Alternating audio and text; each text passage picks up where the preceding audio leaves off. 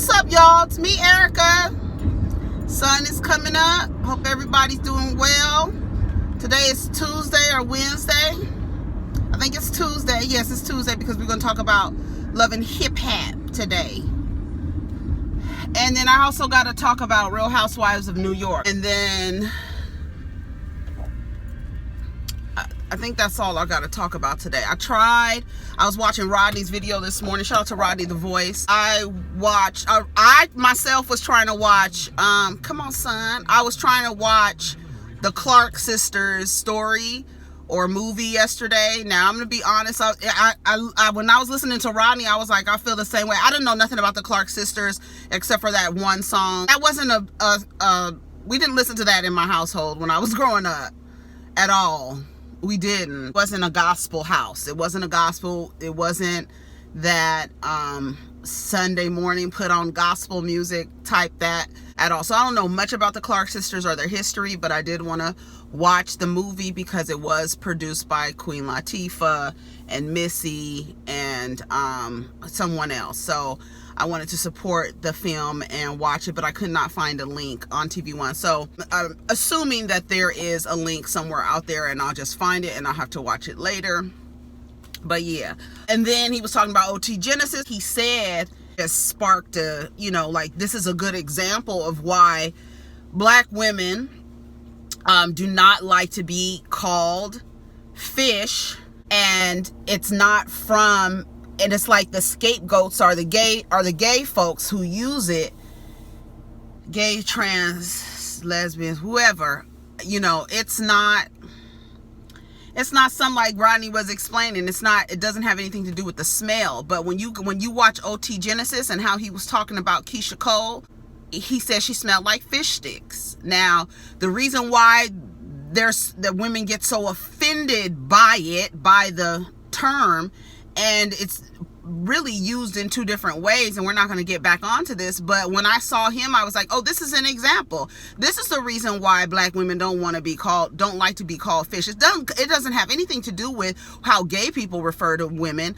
It has everything to do with how straight black men and women, I'm saying black men and women because that's the community that I belong to, so that's why I say that. So you don't have to get in the comments and say, well, everybody does that, so because we got to be as ignorant as everybody else. But I think that sometimes people get in the comments and they want to make a distinction, like it's not just black people who do it, we're just as fucked up as other races. Yes, that's true, and that's great. Just as successful, just as effed up, just as good, just as bad, just as everything. I'm sorry I'm going off on a tangent, but I would actually give the worst in the human race is the group of people who has killed more people in the history of humans than any other group of people, and that would be the colonizers. They have a culture of colonization, and they probably are the worst of the worst in the human race, because facts and stats and history shows that they have killed more people in the world per capita than any other race of people, any other group of people.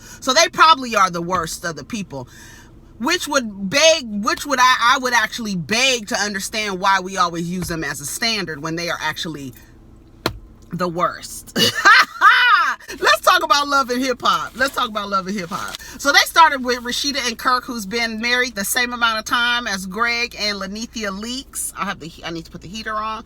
I got my tea this morning. I got chai green tea with a little bit of honey and some creamer. I love the way the honey and the creamer taste together, how they pair.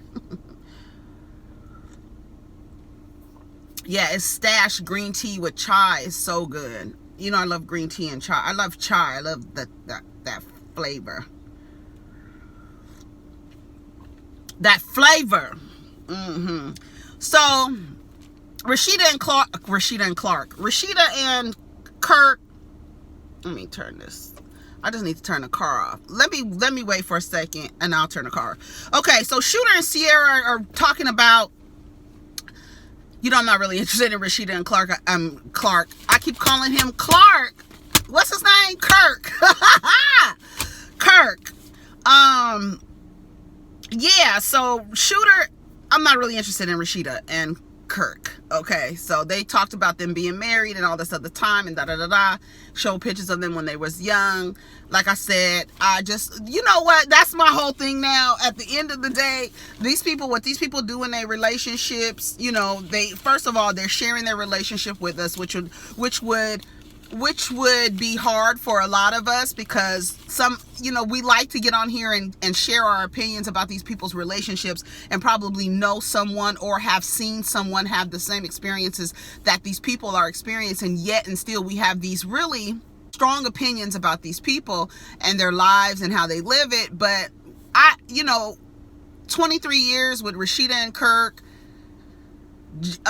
Nene with Greg, 23 years, and you know, he's done cheating, they've done cheating. It's just, I think at the end of the day, if you feel like this is my relationship advice across the board, okay? If it doesn't serve you, then move on.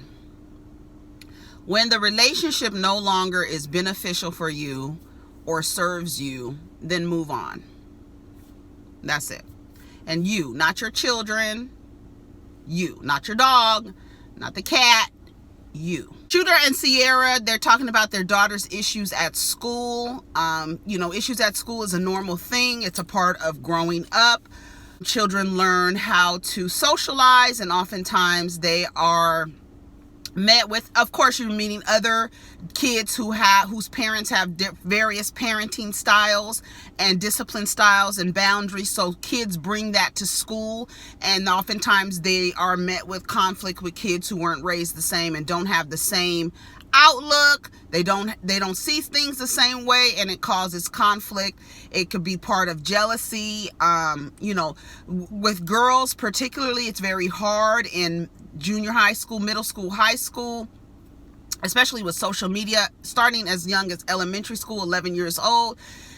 Social media is really a detriment to the emotional and mental growth to girls, very specifically because of how girls socialize and learn how to relate to each other. It's all about social standing. It's how you look. It's all that's encompassing in how we raise girls in this society. So social media with little girls don't fit. It doesn't fit with boys either. But the way that boys resolve conflict is a little bit different than how girls resolve conflict.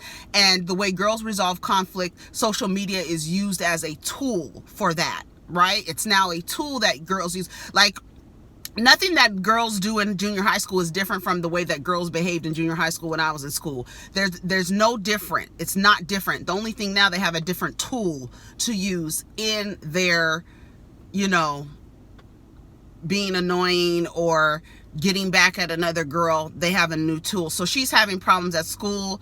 I would attribute it to social media. And, you know, she's saying that, you know, she didn't look like, you know, I'm gonna just put them all together. She didn't say one word. They didn't ask her what was going on at school. I don't know if they told her she couldn't talk. I don't understand. But Shooter, as ignorant as he is, and Sierra, she's lightweight ignorant. I don't think that it was fair that the little girl didn't get to say, hey, this is what's going on at school. So like Sierra said, I know my daughter may not be innocent in the case, right? But at the end of the day, you don't bring, the girl ended up bringing, the girl that Sierra's daughter had conflict with ended up bringing her mother up to the school, and the mother was fighting the child. So, you know, I don't know if Sierra went the route of filing charges against the mother, because that's what I would have done. You don't put your hands on a child. I'm sorry. I don't put my hands on my kids. You damn sure ain't gonna put your hands on my kids. And that's the bottom line. And you're gonna have to suffer the consequence. Your child is going to have to see a real consequence for bad behavior. So if the mom is modeling this behavior, what do you think the children are gonna model? Okay, Jock goes up to his salon, Echelon, and he's meeting with Alexis there. He has a little, you know, back and forth, little bickering with the woman who runs the salon and who Kendra had a problem with. last year. They want to talk to Alexis Sky about human trafficking and sex trafficking. And she says she's a little bit apprehensive about talking about it because she doesn't want people to think that she is looking for clout.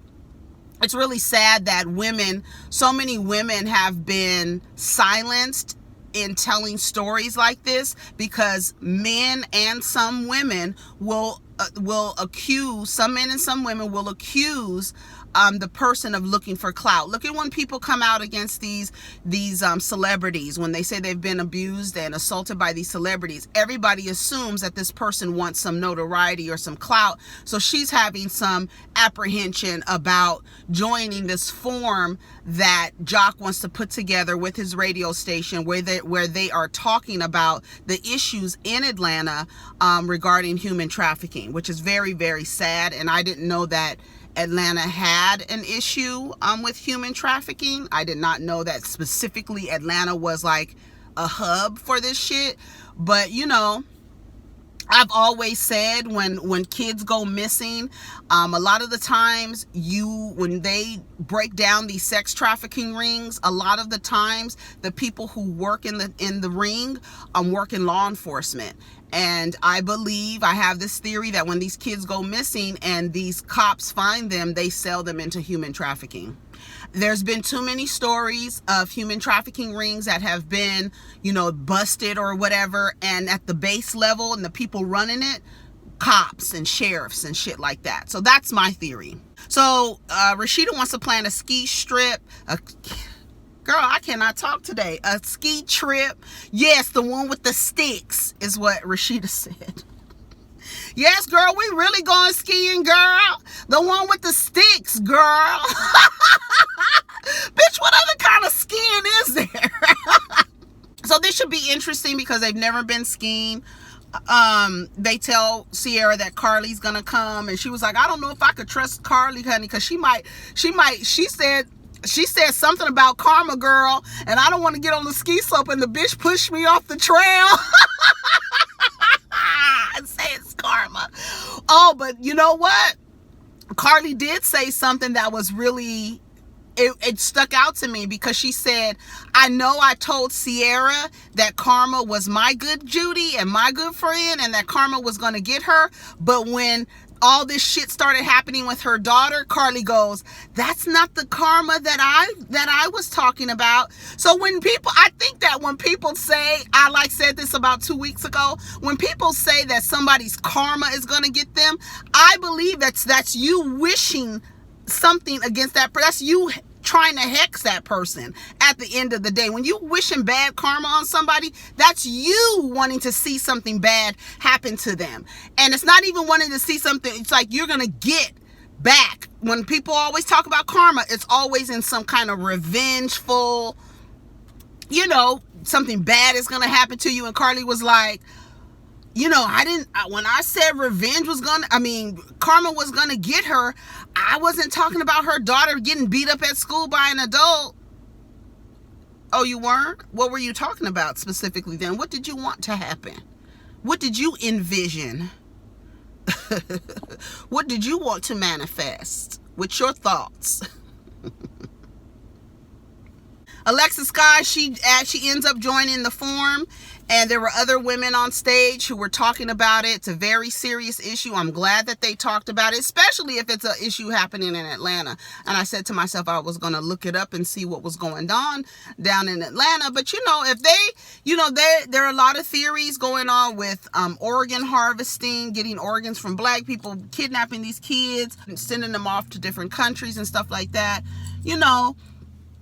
It's happening to black children, the way that society and the government and law enforcement and agencies deal with black children. They don't really care about black kids, and it is what it is. They just don't care about black kids. Black kids are seen as, older. They're seen as adults. They're seen as, if it's a 14-year-old girl and she's gone missing, the cops are going to say, well, she's fast and she's out there and she's doing this. And you not even knowing that she's been, what's the name? It was somebody else that was sharing their story about their traffic. They were sold into trafficking. Was it Centoya? I think it was Centoya Brown, where she was like, she was still going to school and stuff, and you just had no idea that this girl was being abused by men. One lady said that she one day would have interactions with 20 different men. And what's really disturbing is how many men, and this is across the board. Now, this is across the board. How many men desire young girls, like in the R. Kelly sense, but to the point where, what was I watching? The girl was like, he made me wear pigtails, and he was on top of me, and I had to act like I was fighting him and say, no, daddy, no. Now, people can have their kinks, but when it comes to kids, that shit is crazy to me. So she says that the way that she responds to things and situations has a lot to do with this experience that she had, and I believe that it is valid.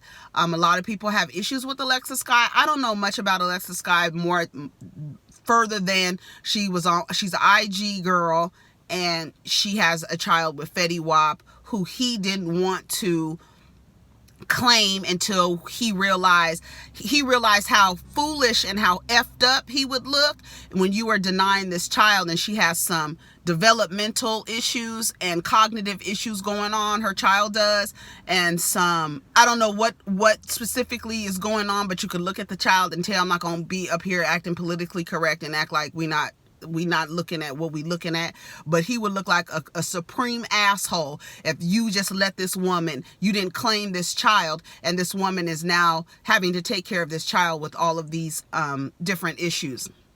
You would look like an asshole. Some people don't care if they look like an asshole or not, but I presume that he is now claiming the child. But that's as much as I know about Alexis Sky.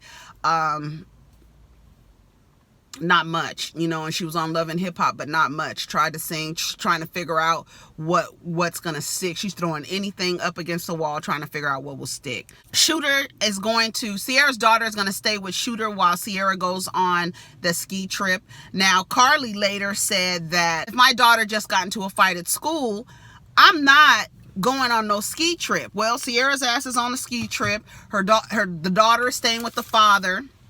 That's why it's